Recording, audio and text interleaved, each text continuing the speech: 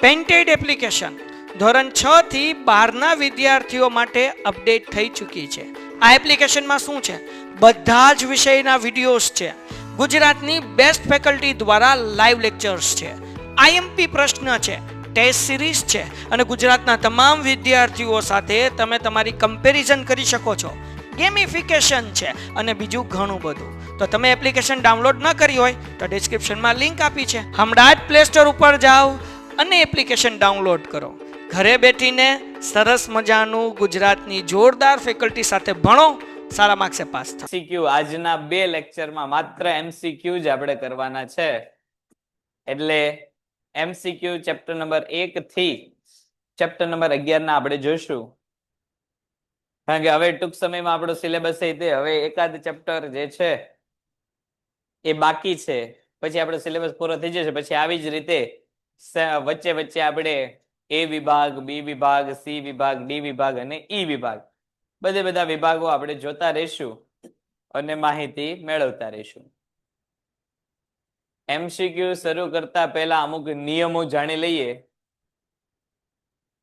Online વાળાને તો ખ્યાલ જ છે કે એમણે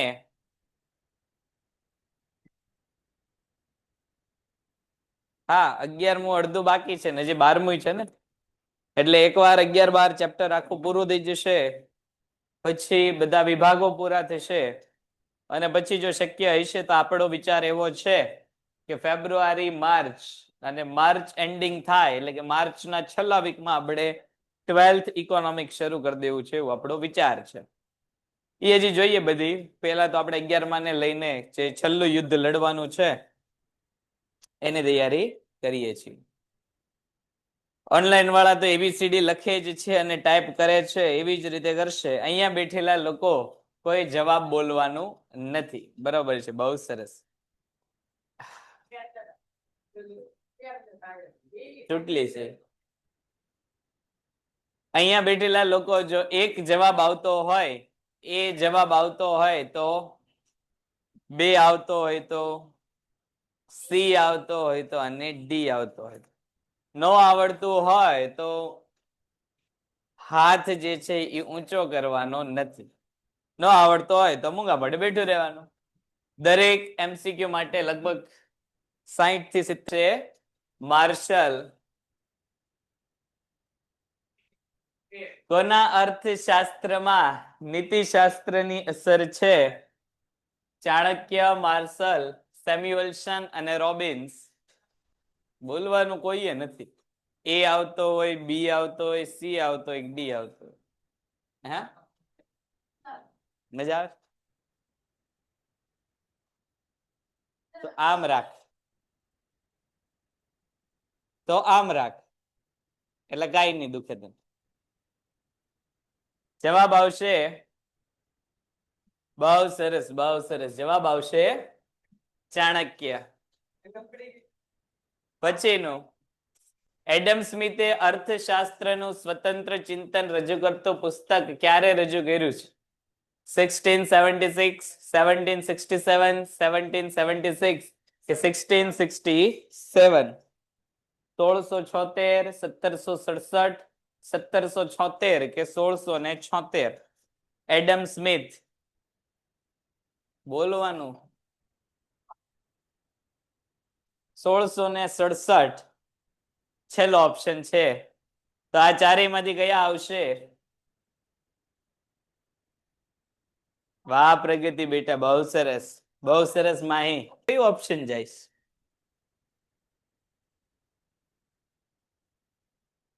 તો જવાબ આવશે ઓપ્શન બી, માંગ રેખા.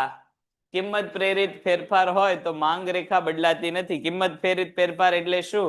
તો કે વસ્તુની કિંમતમાં ફેરફાર થાય તો વસ્તુની માંગમાં પણ શું થાય? ફેરફાર થાય. પણ માંગ રેખા કેવી રહે? સ્થિર. કિંમત વધે તો માંગ કેવી થઈ જાય? કિંમત વધે તો માંગ કેવી થઈ જાય? ઘટી જાય. અને કિંમત ઘટે તો માંગ કેવી થઈ જાય? વધી જાય. તો માંગમાં ફેરફાર થાય, ગ્રાહકની પસંદગીમાં ફેરફાર થાય અને માંગનું સંકોચન થાય.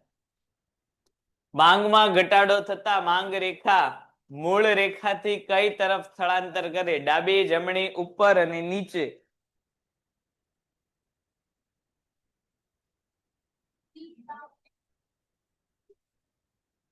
સમ્યક બી કે છે. ચાલો બીજા બધા શું કે છે? પ્રગતિ બી કે છે. હરેશ આપણે હર્ષિતા એ ભૂલાઈ જાય હવે ઉંમર નું બધું એવું. માહી બી કે છે. તો જવાબ આવે 5. કયા કયા 5 આવે પરિબળ? આપણે એમ કરીએ છીએ પણ કયા 5? બોલો. હા પણ બોલ 5 કયા તો? નહીં જોઈને તો હું બોલીએ. બોલ તો. માંગને વ્યાખ્યાયિત કરતા જે છે એ માંગની વ્યાખ્યામાં કીધેલું છે કે ચોક્કસ સમયે અને ચોક્કસ કિંમતે ગ્રાહકની વસ્તુ ખરીદવાની ઈચ્છા, શક્તિ અને તૈયારી, આ 5 પરિબળો ભેગા થાય. આ 5 પરિબળો ભેગા થાય તો માંગને જે છે વ્યાખ્યાયિત કરી શકાય. કયા કયા? ચોક્કસ સમયે અને કિંમતે ગ્રાહકની વસ્તુ ખરીદવાની ઈચ્છા, શક્તિ અને તૈયારી. આટલી વસ્તુ ભેગી થાય તો માંગની વ્યાખ્યા બને. એટલે કે 5 પરિબળો.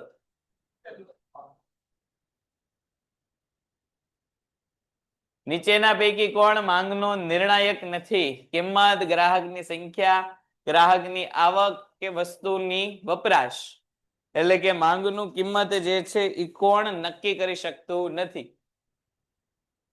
સોરી, માંગમાં જે છે એ ફેરફાર થશે કે નહીં થાય એ કોણ નક્કી ન કરી શકે? કિંમત, ગ્રાહકની સંખ્યા, ગ્રાહકની આવક કે વસ્તુનો વપરાશ.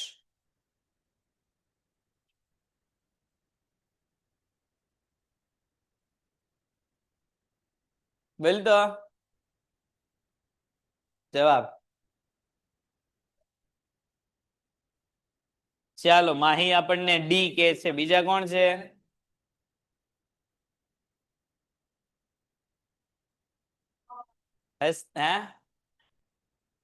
ઈ કે છે હો બેટા, તું પેલા તારી જગ્યા કહી દે.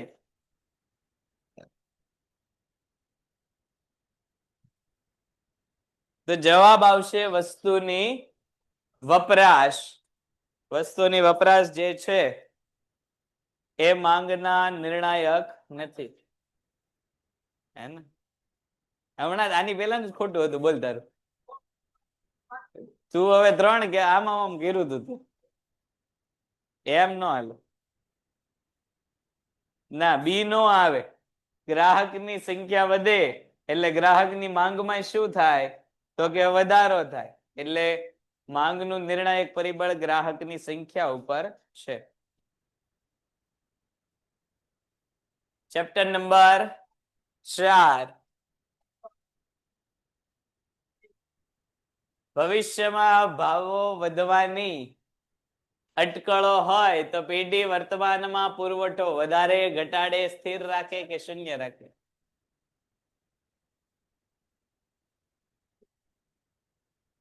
જવાબ આવશે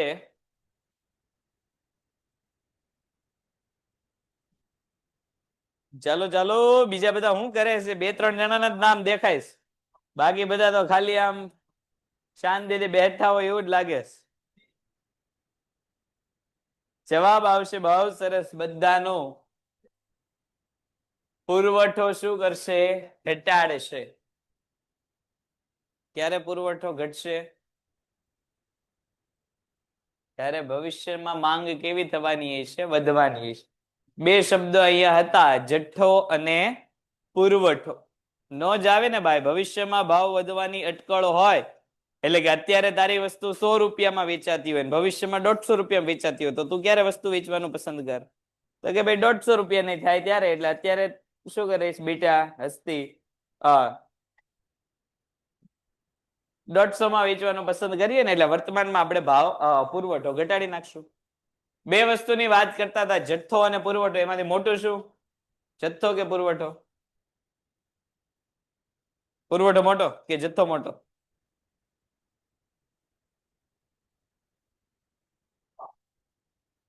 કઈ રીતે? કઈ રીતે પુરવઠો હોય તો પુરવઠો કઈ રીતે? હા તો તું એક જ કે મને, બઈ નો કે.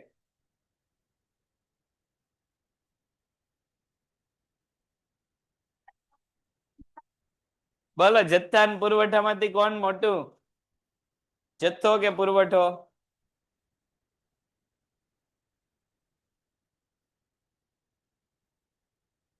બોલો હાલો, જથ્થો અને પુરવઠો કોણ મોટું? જો તમને જથ્થો લાગતો હોય તો જે ટાઈપ કરો, પુરવઠો લાગતો હોય તો પી ટાઈપ કરો.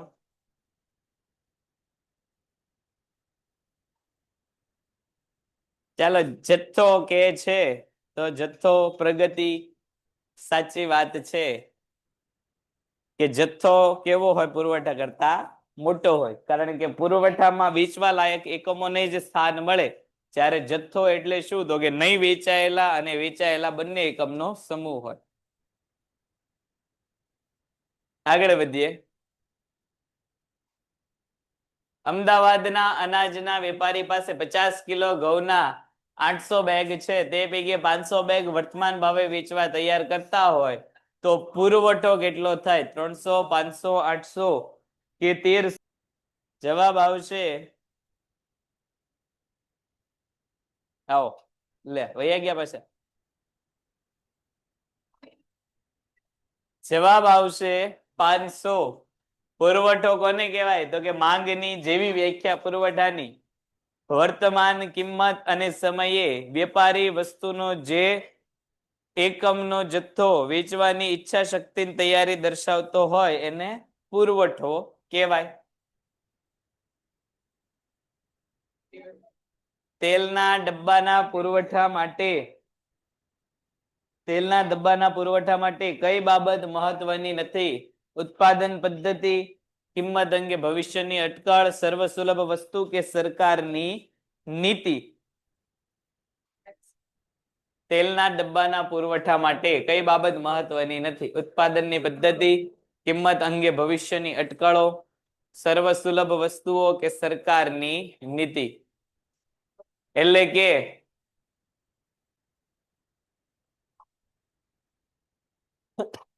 જવાબ આવશે એ. કિંમતમાં ફેરફાર થતા પુરવઠા રેખા બદલાતી નથી, એટલે કે સ્થિર રહે છે. ઉત્પાદન ખર્ચ વધતા પુરવઠામાં ફેરફાર થાય. ઉત્પાદન ખર્ચ વધે તો આપણે ઉત્પાદન કેવું કરીએ? ઓછું કરીએ, એટલે પુરવઠા રેખા કેવી થઈ જાય? નીચેની સાઈડ વહી જાય.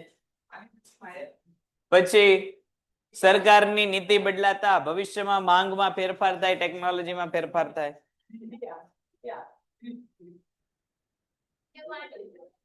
પુરવઠાના નિયમના અપવાદમાં કિંમત અને પુરવઠા વચ્ચે કેવો સંબંધ જોવા મળે?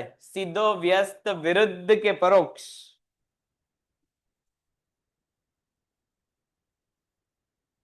તો જવાબ આવે વ્યસ્ત. માંગ અને પુરવઠાને કેવો સંબંધ છે?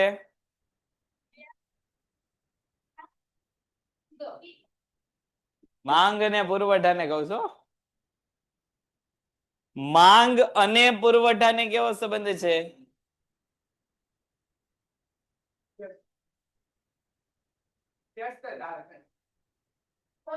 માંગ અને પુરવઠાને કેવો સંબંધ છે? બહુ સરસ, બહુ સરસ. માંગ અને પુરવઠાને કેવો સંબંધ છે?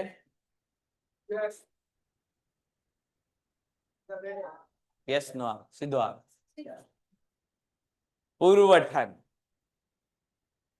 તો મેં કીધું તું ખોટું છે એમ મેં કીધું? હું હજી કઈ બોલ્યો જ નથી, હું હજી જવાબ લઉં છું બધાના. માંગ અને પુરવઠા વચ્ચે કેવો સંબંધ? સીધો સંબંધ. જેમ જેમ વસ્તુની માંગ વધે એમ વેપારી શું કરે? તો કે નફો લેવા માટે વધુ ને વધુ પુરવઠો શું કરે? બજારમાં વેચવા માટે મૂકે. અહીંયા આપણને શું કીધેલું છે? કિંમત અને પુરવઠા વચ્ચે. સામાન્ય પરિસ્થિતિમાં કિંમત અને પુરવઠા વચ્ચે કેવો સંબંધ હોય? સામાન્ય પરિસ્થિતિમાં કિંમત અને પુરવઠા વચ્ચે કેવો સંબંધ? કિંમત અને પુરવઠા વચ્ચે કેવો સંબંધ? સીધો સંબંધ. સામાન્ય પરિસ્થિતિ હોય તો સીધો સંબંધ, કે જેમ જેમ વસ્તુની કિંમત વધે એમ વેપારીઓ શું કરે? તો કે વધુ નફો લેવા માટે વસ્તુનો પુરવઠો બજારમાં કેવો મૂકશે? તો કે વધારે. અપવાદમાં કે વસ્તુની કિંમત વધતી હોય તો પુરવઠો વધવાની બદલે શું થઈ જાય? ઘટી જાય. એટલે અપવાદ હોય તો વ્યસ્ત. કઈ બાબત પુરવઠાનો નિર્ણાયક નથી? ઉત્પાદન પદ્ધતિ, રાજકીય સ્થિતિ, વાહન વ્યવહારની સુવિધા કે પૂરક વસ્તુની કિંમત? પુરવઠાનો નિર્ણાયક નથી.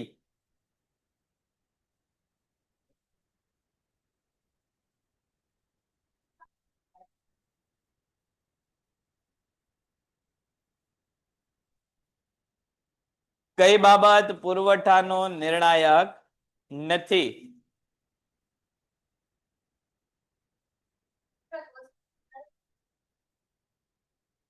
વાહ માહી બેટા, બહુ સરસ. જવાબ આવશે પૂરક વસ્તુની કિંમત. કોને કહેવાય પૂરક વસ્તુ? બોલતો લે,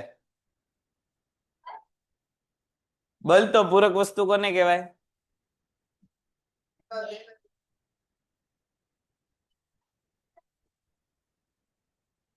કોને કહેવાય પૂરક વસ્તુ? તો અવેજી વસ્તુ કોને કહેવાય?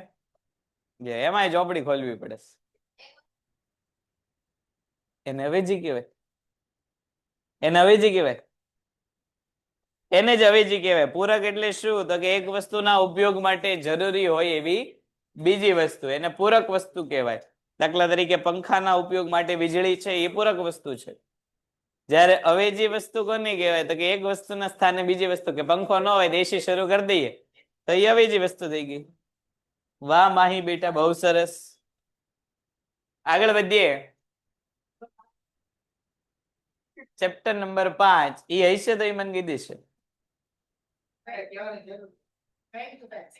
ખેતી કાર્ય માટે ટ્રેક્ટરનો ઉપયોગ કરતા હોઈએ ત્યારે આપણે તેનો વ્યવહાર તરીકેનો ઉપયોગ ત્યજવો પડે છે, તો આ કયા પ્રકારનો ખર્ચ કહેવાય?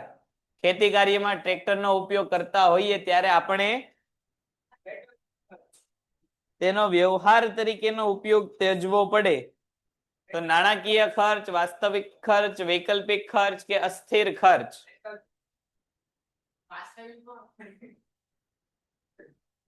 કે ખેતી કામ કરતા હોઈએ ત્યારે આપણે કયું કામ નહીં કરી શકીએ? વાહન વ્યવહારનું કામ નહીં કરી શકીએ. તો જવાબ આવશે,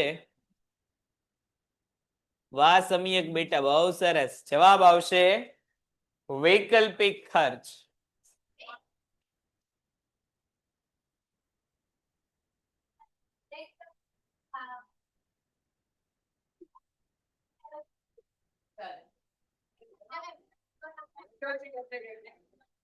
વૈકલ્પિક ખર્ચ શું કામ આવે? ભાઈ નાગા બેહાડ દઉં.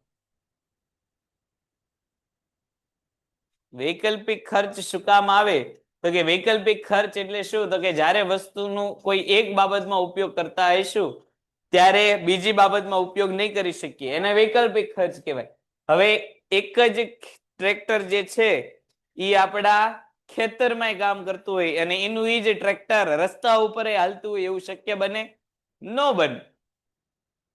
તો વચ્ચેથી કાપીને ટ્રેક્ટર લઈ ગયો તો વાત અલગ છે. અહીંયા એક જ સમયની વાત છે, એટલે એ કેવો ખર્ચ કહેવાય? વૈકલ્પિક ખર્ચ કહેવાય. તો અસ્થિર ખર્ચ કોને કહેવાય? AC is equal to TC divided by TP, AC is equal to TVC divided by TP, AC is equal to TFC divided by TP, કે AC is equal to MC divided by TP.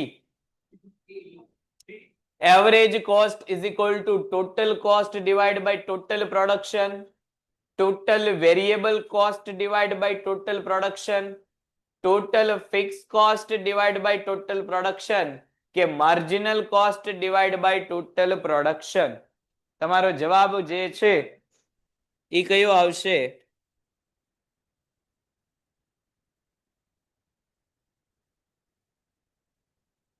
તો જવાબ આવશે option એ.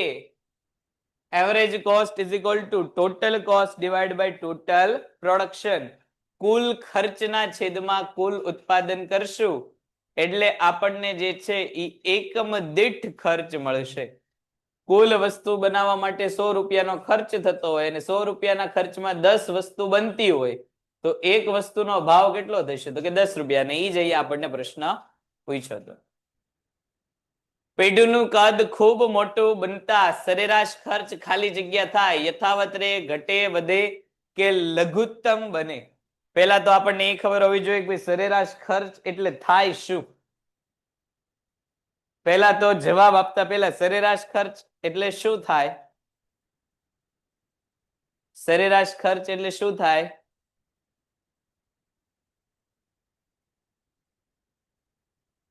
કુલ ખર્ચ ભાગ્યા કુલ ઉત્પાદનના એકમ પેઢીનું કદ જે છે ઈ વધે તો આ સરેરાશ ખર્ચ જે છે એ કેવો થવાનો છે વધવાનો ઘટવાનો લઘુત્તમ કે યથાવત જવાબ આવશે ઓપ્શન સી વધે શું કામ વધે તો કે પેઢીનું કદ વધે એમ આપણે ઉત્પાદન પણ શું કરશું વધારશું અને ઉત્પાદન વધતા કુલ ખર્ચનું પ્રમાણ વધશે ઉત્પાદક માટે વસ્તુની માંગ રેખા એ જ સરેરાશ આવક રેખા ક્યારે બને ઓપ્શન એ કિંમત બરાબર સરેરાશ આવક ઓપ્શન બી કિંમત ડઝ નોટ ઇક્વલ એટલે કે કિંમત બરાબર જે છે સરેરાશ આવક ન હોય ત્યારે સરેરાશ આવક કરતા કિંમત મોટી હોય ત્યારે કે સરેરાશ આવક કરતા કિંમત નાની હોય ત્યારે ઉત્પાદક માટે વસ્તુની માંગ રેખા એ જ તે સરેરાશ આવક રેખા ક્યારે બને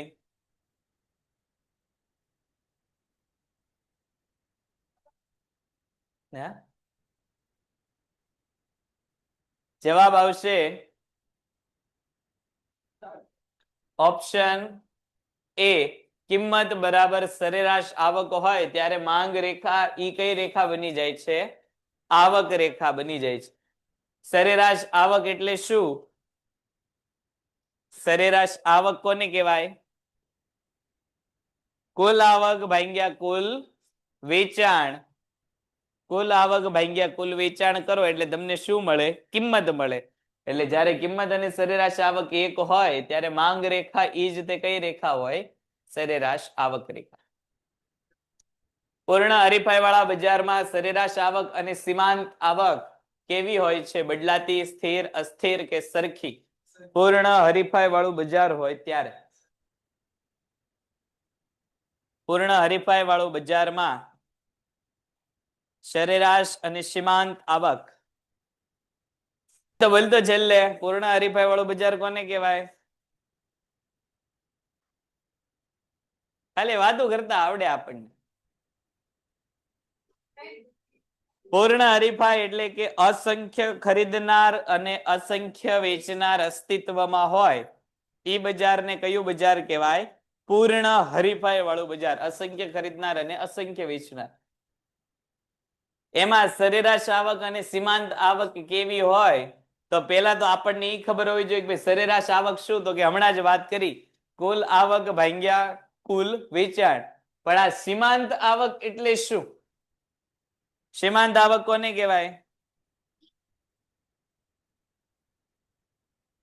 સીમાંત આવક કોને કહેવાય ચોપડી બંધ કરીને આવડે એવા જ વ્યક્તિ બોલશે પેન્ટેડ એપ્લિકેશન ધોરણ 6 થી 12 ના વિદ્યાર્થીઓ માટે અપડેટ થઈ ચૂકી છે આ એપ્લિકેશનમાં શું છે બધા જ વિષયના વિડિયોઝ છે ગુજરાતની બેસ્ટ ફેકલ્ટી દ્વારા લાઈવ લેક્ચર્સ છે આઈએમપી પ્રશ્ન છે ટેસ્ટ સિરીઝ છે અને ગુજરાતના તમામ વિદ્યાર્થીઓ સાથે તમે તમારી કમ્પેરિઝન કરી શકો છો ગેમિફિકેશન છે અને બીજું ઘણું બધું તો તમે એપ્લિકેશન ડાઉનલોડ ન કરી હોય તો ડિસ્ક્રિપ્શનમાં લિંક આપી છે હમણાં જ પ્લે સ્ટોર ઉપર જાઓ અને એપ્લિકેશન ડાઉનલોડ કરો ઘરે બેઠીને સરસ મજાનું ગુજરાતની જોરદાર ફેકલ્ટી સાથે ભણો સારા માર્ક્સે પાસ થાઓ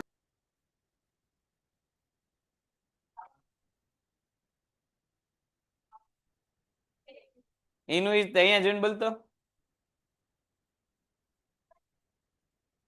સીમાંત આવક એટલે શું તો કે કુલ વેચાણમાં વધારાનું એક એકમ વેચતા થતી આવકનો વધારો એને શું કહેવાય સીમાંત આવક અત્યાર સુધી તમે 10 વસ્તુ વેચતા હો અને તમારી વેચાણ કિંમત જે છે એ 100 રૂપિયાની હોય 10 ની બદલે 11 વસ્તુ વેચવા માંડો અને વેચાણ તમારું 110 રૂપિયાનું થઈ જાય તો 100 થી વધીને વેચાણ કેટલું થયું 110 શું કામ તો કે કિંમત જે છે વેચાણના એકમ છે 10 થી વધીને 11 થયા એટલે વધારાના જે 10 રૂપિયા મળ્યા એ કઈ આવક ગણાય? સીમાંત આવક. અને પૂર્ણ હરીફાઈ વાળા બજારમાં આ કેવી હોય છે? સરખી હોય છે, સરેરાશ આવક અને સીમાંત આવક. કારણ કે પૂર્ણ હરીફાઈ વાળા બજારમાં જે છે વસ્તુની ભાવ મોટે ભાગે કેવા હોય? એક સરખા હોય છે. પૂર્ણ હરીફાઈની સ્થિતિમાં ઉત્પાદકે વસ્તુનું વેચાણ વધારવા માટે શું કરવું પડે છે? કિંમત વધારવી, કિંમત ઘટાડવી, સ્થિર રાખવી કે બદલાવવી? સાવ જે છે એ હેલો પ્રશ્ન કે વેચાણ વધારવું હોય તો શું કરવું પડે?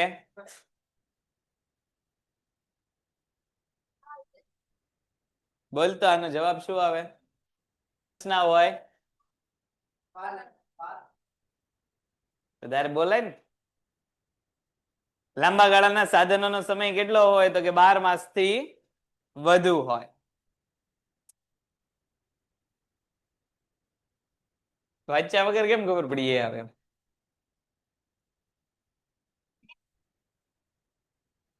ઉત્પાદન વધતા કયા પ્રકારનો ખર્ચ સતતપણે ઘટે છે પણ શૂન્ય થતો નથી? સરેરાશ, સ્થિર, સરેરાશ અસ્થિર, કુલ કે વૈકલ્પિક?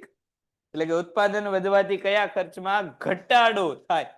સામાન્ય રીતે ઉત્પાદન વધે તો ખર્ચે વધે, પણ અહીંયા આપણને એવું પૂછેલું છે કે ભાઈ ઉત્પાદન વધવાથી કયો ખર્ચ ઘટે છે? આ લુસેન સરેરાશ સ્થિર ખર્ચ. ઉત્પાદન વધવાની સાથે શું થાય? તો કે ઘટતો જાય. આપણે વાત કરી હતી કે તમે ભાડે જે છે એ મકાન રાખો અને 100 રૂપિયાનું ભાડું દર મહિને ચૂકવતા હો, પછી મહિનામાં એક વસ્તુ બનાવો તો ભાડું કેટલું ચૂકવવાનું? 100 રૂપિયા. બે વસ્તુ બનાવો તોય ભાડું કેટલું ચૂકવવાનું? 100 રૂપિયા. 3 વસ્તુ બનાવો, 10 વસ્તુ બનાવો, 100 વસ્તુ બનાવો, દરેક વખતે જે છે એ ભાડાની રકમ કેવી રહેશે? એક સરખી. એટલે જેમ જેમ ઉત્પાદન વધે તેમ તેમ વસ્તુની કિંમત માટેનો સરેરાશ ખર્ચ કેવો થઈ જાય? ઘટતો જાય. સરેરાશ સ્થિર ખર્ચ અને સરેરાશ અસ્થિર ખર્ચનો સરવાળો કરતા શું મળે?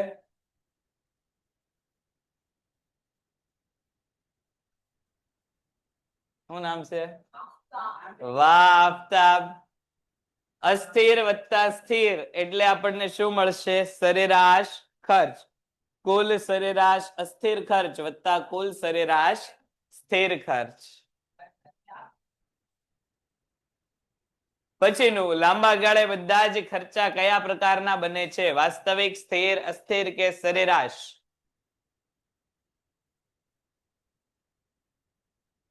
હાલ રાજદીપ તો શું છે? દેવીય રાજ. હાલ ને ભાઈ, રાજ આમથી આમ થઈ ગયું ખાલી. દેવીય રાજ હાલ બોલ. લાંબા ગાળે બધા ખર્ચા જવાબ આવશે અસ્થિર. કોણ છે? લો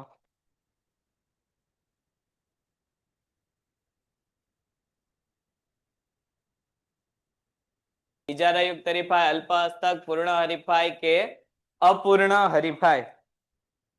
ઇજારાનું તત્વ જે છે ના 4 આવે બેટા. આપણે 4 વાત કરી ને. કયા કયા 4? ઇજારો, ઇજારાયુક્ત હરીફાઈ, અલ્પ હસ્તક ઇજારો અને પૂર્ણ હરીફાઈ. 4 આવે. વાહ વિરાટ બેટા, બહુ સરસ. જવાબ આવશે પૂર્ણ હરીફાઈ. ઇજારો ન હોય તો પૂર્ણ હરીફાઈ હોય, પૂર્ણ હરીફાઈ ન હોય તો શું હોય? ઇજારો. અહીંયા એવું કીધેલું છે કે ભાઈ ઇજારાનું તત્વ નથી તો કયું તત્વ હશે? ઇજારાનું તત્વ ન હોય તો હરીફાઈનું તત્વ હોય, એટલે કે પૂર્ણ હરીફાઈ.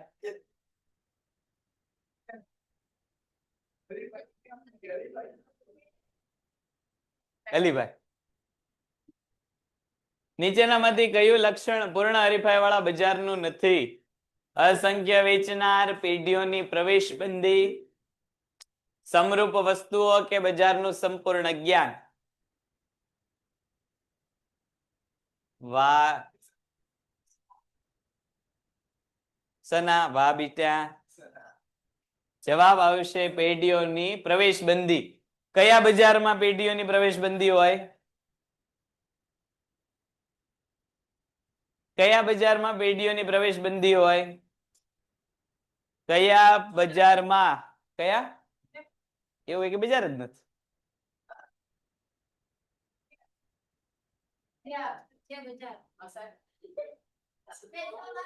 હાલ તો બોલતો તું. કયા બજારમાં પેઢીઓની પ્રવેશ બંધી છે? આ બરોબર છે. બી જવાબ તો આવી ગયો, એ તો ડન છે. પણ આપણને એવું કીધેલું હોય કે કયા બજારમાં પેઢીઓની મુક્ત અવર જવર પ્રતિબંધિત છે? કયું બજાર? ઇજારા યુક્ત બજાર. વાહ માહી બેટા. અહીંયા પણ અહીંયા પેલા જવાબ આવી ગયો, બોલો એ પેલા અહીંયા.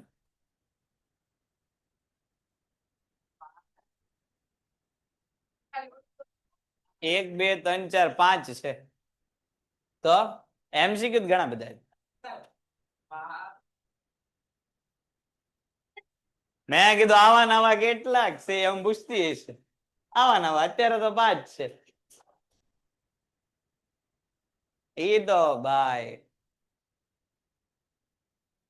કયા પ્રકારના બજારમાં ઉત્પાદનના સાધનો સંપૂર્ણ ગતિશીલ હોય? પૂર્ણ ઇજારો, ઇજારાયુક્ત કે અલ્પ હસ્તક?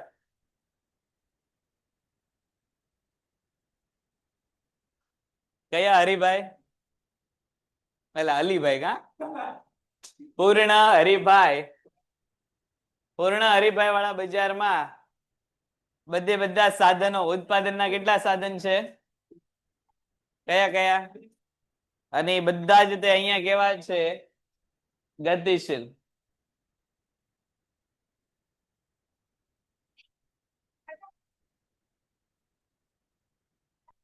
ઇજારાયુક્ત હરીફાઈનું વિશિષ્ટ લક્ષણ? અસંખ્ય ખરીદનાર, સમાન ગુણી વસ્તુઓ, વેચાણકાર થાય. સૌથી પહેલી રિઝર્વ બેંક ક્યારે આવી?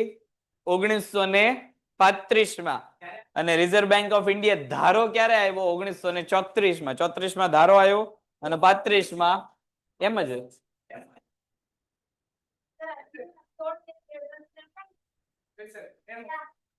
હા, જાહેર બાંધકામ ખાતો ક્યારે જે છે એ સ્થપાણું 55 53 55 55 1755 1853.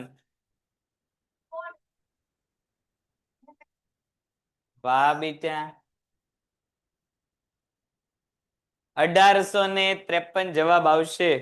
અને 1853 માં આપણો પ્રથમ સ્વાતંત્ર્ય સંગ્રામ થયો હતો. ક્યારે થયો હતો?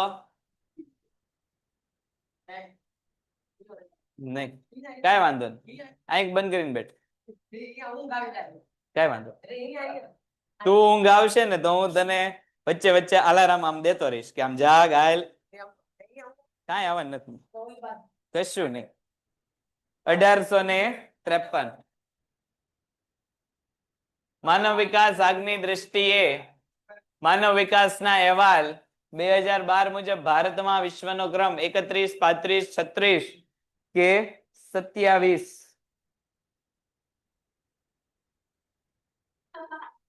કેટલા?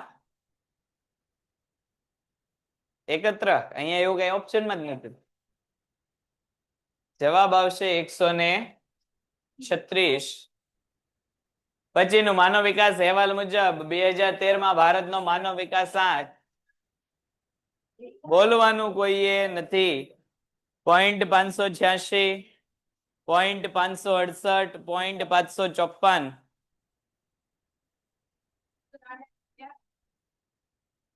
બે જો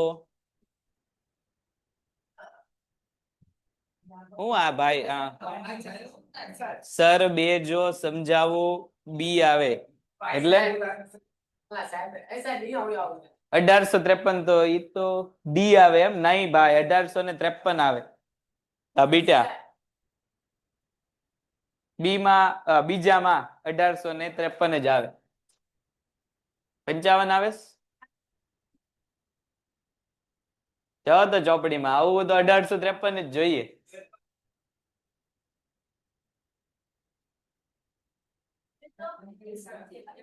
લાવ તો ચોપડી. 1853 કયું પેજ નંબર કીધું?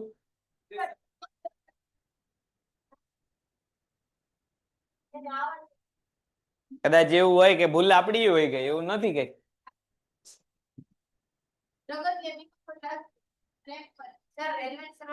જોવા દે ને ભાઈ.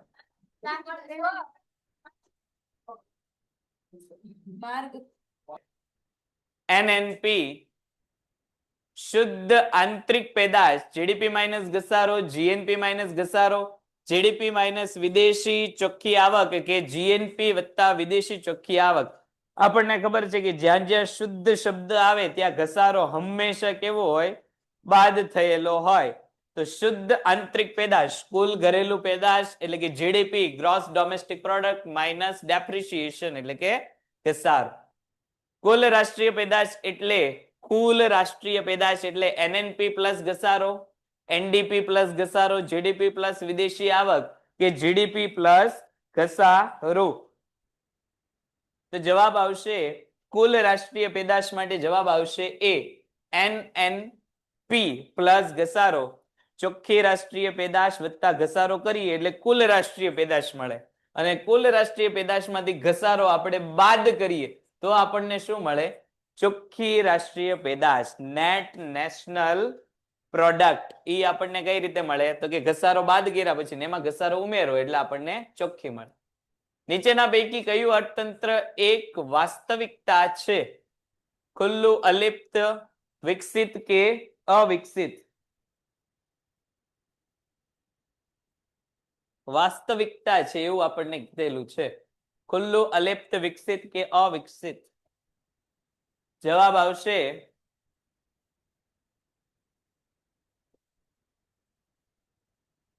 વાસ્તવિકતા વાળું અર્થતંત્ર હંમેશા કેવું હોય? તો કે ખુલ્લું અર્થતંત્ર હોય કે જેમાં વિદેશ વેપાર અને ખાનગી વેપાર બંને હંમેશા કેવા હોય? તો કે સ્થાન ધરાવતા હોય. તો વાસ્તવમાં બધા જ અર્થતંત્ર કેવા પ્રકારના અર્થતંત્ર છે? ખુલ્લા અર્થતંત્ર છે. દેશની રાષ્ટ્રીય આવક 500 કરોડ છે અને તે વર્ષનો ભાવાંક 125 હોય તો વાસ્તવિક રાષ્ટ્રીય આવક કેટલી થાય? 100, 200, 300 કે 400 કરોડ. રાષ્ટ્રીય આવક 500 અને ભાવાંક 125 હોય. ભાવાંક એટલે કે સૂચકાંક. આપણે વાત કરી હતી કે ભાઈ સૂચકાંક આપણે મેળવવો હોય વાસ્તવિક રાષ્ટ્રીય આવક, તો એના આધારે આપણે શું કરવાની? તો કે ભાઈ કુલ આવકની ગણતરી કોની સાથે સરખાવીને કરવાની? તો કે સૂચકાંકની સાથે. બંને સરખા હોય એટલે તમારો જવાબ આવશે 400 કરોડ. વાસ્તવિક રાષ્ટ્રીય આવક, બે શબ્દ આપણે જોયા હતા. એક હતું વાસ્તવિક રાષ્ટ્રીય આવક અને બીજું હતું નાણાકીય રાષ્ટ્રીય આવક. નાણાકીય રાષ્ટ્રીય આવકમાં જે છે એ હંમેશા શું થાય? તો કે નાણાંનું મૂલ્ય વધે પણ ખરીદ શક્તિ હંમેશા કેવી થતી હોય? ઘટતી હોય. જ્યારે વાસ્તવિક રાષ્ટ્રીય આવકમાં નાણાંનું બાબતે વધતી હોય એટલે કે લોકોના પૈસા વધતા હોય અને લોકોની ખરીદ શક્તિ પણ કેવી થતી હશે? વધતી હશે. દેશની સાચી આર્થિક સ્થિતિ દર્શાવે છે અથવા તો દેશની સાચી આર્થિક સ્થિતિ જે છે એ નીચેના પૈકી કોણ દર્શાવે? વાસ્તવિક રાષ્ટ્રીય આવક, નાણાકીય, માત્ર રાષ્ટ્રીય કે કુલ રાષ્ટ્રીય પેદાશ? એટલે કે દેશમાં અમીરી છે, ગરીબી છે, દેશ આગળ વધ્યો, પાછળ ગયો, આ બધી જ બાબત વિશેની માહિતી કોણ આપશે?